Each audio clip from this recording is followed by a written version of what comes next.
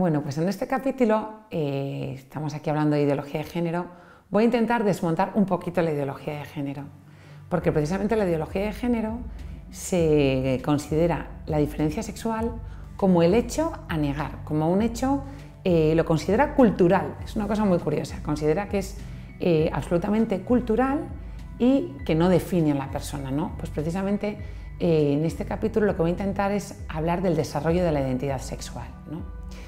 La sexualidad es una manera de ser y de estar en el mundo, como hombres y como mujeres. Es algo que es una característica constitutiva que tiene una expresión en actos sexuales, pero no solo, porque absolutamente todas las células de cualquiera de nosotros son células femeninas en el caso de las mujeres o células masculinas en el caso de los hombres. Eso es una cosa que es una belleza. Es decir, no solamente somos mujeres o hombres por nuestro aspecto genital o por nuestros caracteres sexuales secundarios, porque los hombres tienen barba y las mujeres no tienen barba. Es que somos hombres y mujeres en absolutamente todas nuestras células. Empezamos a existir como una sola célula que ya desde el primer momento tiene un sexo primario. Entonces, esta sexualidad negada como algo constitutivo, precisamente lo que vamos a ver es como todo lo contrario. Es algo que nos constituye y además nos conforma. La identidad sexual está íntimamente relacionada con la identidad personal.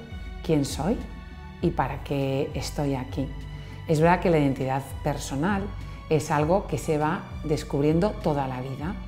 Toda la vida estamos en descubrimiento de nuestro yo, pero no es un yo absolutamente informe, que se pueda, porque precisamente es lo que ocurre en la esquizofrenia, una ruptura del yo para de repente ser otro, y entonces es una enfermedad.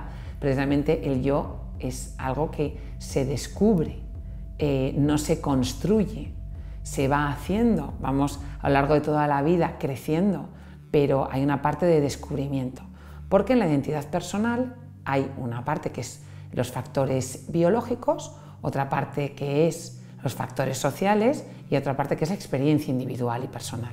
Entonces, la identidad sexual, que como hemos visto está muy relacionada con ese descubrimiento y desarrollo de la identidad personal, precisamente es uno de los factores más propios y constitutivos del hombre.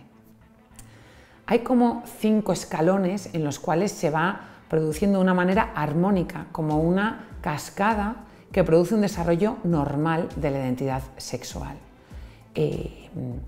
Esta identidad sexual, como hemos visto, empieza desde el principio. Vamos a ir hablando de todos, vamos a ver primero cómo hay un primer nivel, que es el sexo cromosómico.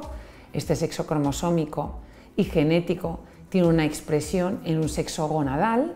El sexo gonadal tiene una expresión en el sexo hormonal.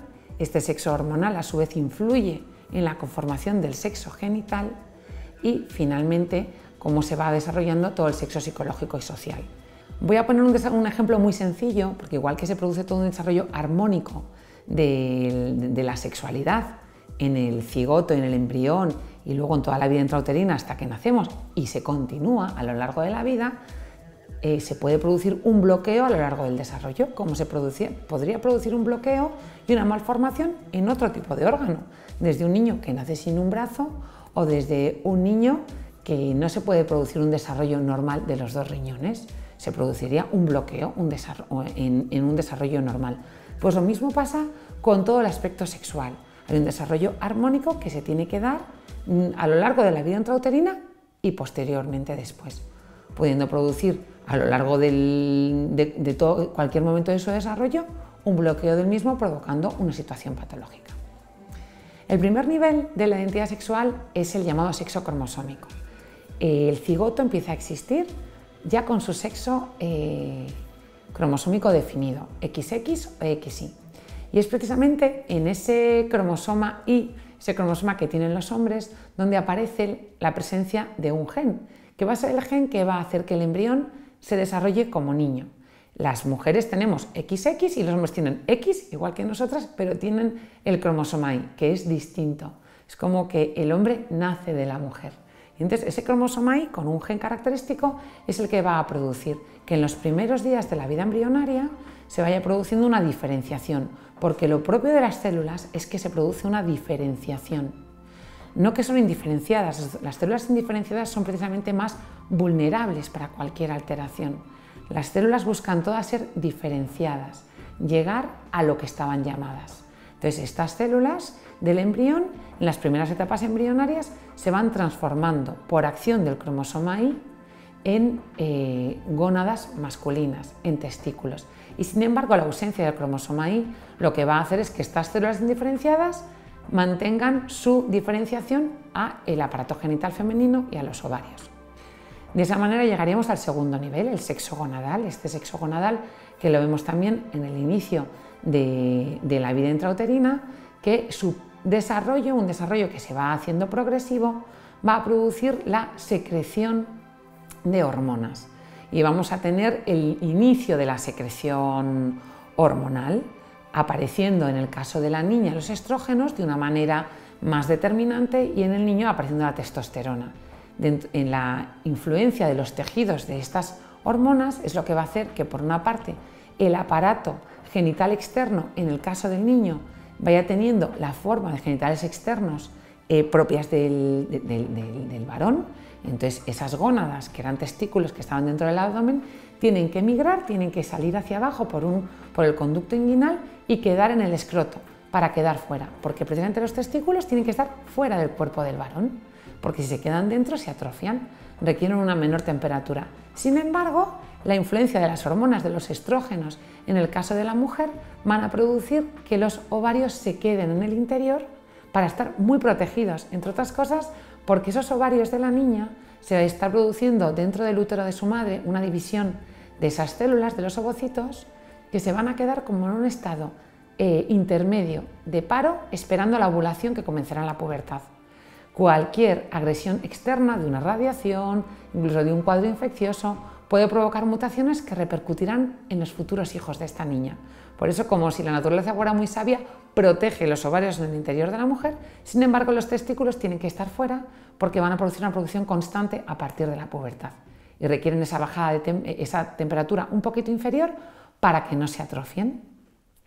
En esto que hemos ido explicando se podrían haber dado situaciones patológicas, por ejemplo, que hubiera habido un bloqueo hormonal, y no se puede producir una adecuada diferenciación genital y que se queden los testículos, en el caso del varón, en el interior.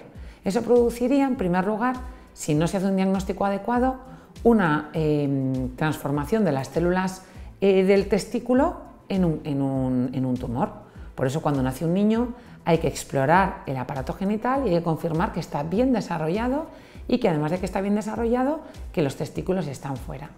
Y esto lo explico porque daría pie para hacer un capítulo entero, pero a lo largo de todo este proceso se pueden ir dando situaciones en las cuales este desarrollo armónico no sea el adecuado. Y eso requeriría una intervención y un tratamiento. Vamos a ver qué más ocurre. Sexo cromosómico, sexo gonadal, sexo hormonal, que marca un sexo genital, y por otra parte, una vez que ya nace el niño, lo primero que observamos es si es niño, si es niña, es la primera pregunta. Hoy en día hay libros de niños pequeños en los cuales aparece el niño que no tenía genitales. Cuando un niño nace con genitales ambiguos, nadie piensa, ¡uy, qué alegría! Ahora vamos a poderle decir que se espera la adolescencia para decidir.